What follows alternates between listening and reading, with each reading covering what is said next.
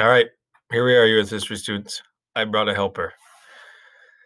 Okay, so as we're talking about World War I and new technology, again, war in the trenches is what we're talking about. So the pictures here, we talked about the new technologies. The machine gun makes the trenches kind of the necessity because you can't get out into the open because of the rate of fire of these machine guns. Well, living in these trenches is not obviously something that's ideal for a number of reasons. Disease spreads quickly, just like when we talk about urbanization. We have a lot of people crammed together in small areas. Death is all around you, right? In no man's land, etc. Uh, Frogs, lice, any of that stuff is going to spread quickly through the trenches. Weather is really the biggest issue, though, or one of the biggest issues. Whether it's hot, snowing, cold, right? Or rain, like our buddy in the right here is standing in, right? These are holes they're living in. So when it rains, they just fill up with water. And you get what happens on the left, trench foot. If you've ever been in like a hot tub or a bathtub for a little bit, what happens to your hands? They wrinkle up. That is correct. And if you can imagine that times a week, 2 weeks, three, I mean, they can't get out of the water because you can't get out of the trench, right? Stick your head above and you might get hit by a sniper or something. And so that's a real concern, right? But really, a really good quote to kind of think about what trench warfare would have been like for guys is it's 90% routine and probably boredom, and then 10% sheer terror when you're either going over the top, receiving an attack, etc. They would have times where there was truces at breakfast, etc., to let people kind of have a little bit of time of not having to worry about attacks or bombs coming in or whatever.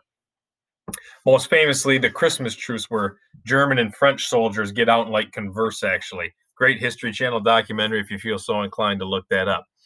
The other thing I want to talk about is how does this total war, because these wars are after industrialization, right?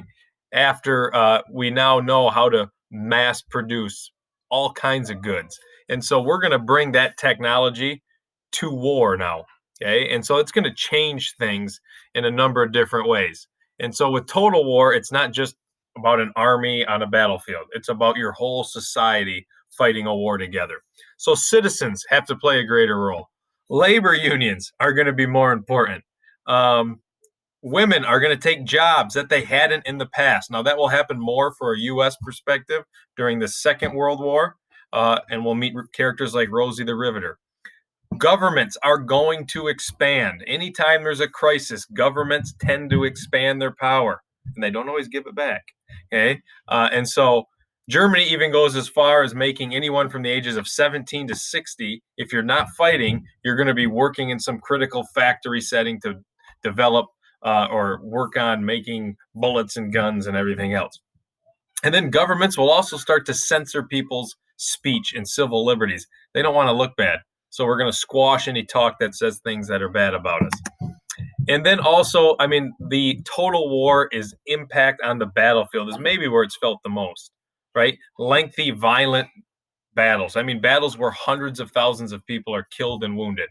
And so we get this term, the lost generation of Europe, right? Because so many, 11 million roughly, you can see on the graph, Europeans are killed during the First World War. And we really almost lose a generation of 17 to 38, 30-year-olds or whatever, as I'm getting bunny ears. So total war is going to impact life at the home front, on the battlefield, everywhere, because it takes all of society to make these things happen and to try to make your side the victorious side. In the U.S., this stuff only lasts for about a year. So we get the draft, the Selective Services Act, where requires all men to sign up. Espionage and Sedition Act, where we're going to try to limit different things in terms of censoring people's speech so they don't criticize the government. Women's roles are going to change a little bit during World War I. It's not a coincidence that the 19th Amendment shows up, like we talked about in 1920, right at the end of World War I. And African Americans are going to start asking, how come we could be drafted and fight and die in these segregated units for freedom when we're not even really free at home with segregation and all those things we've been talking about going on. Those last two groups, women and African Americans, will push the envelope even more and the social norms even more after the Second World War. Me and my buddies are out of here.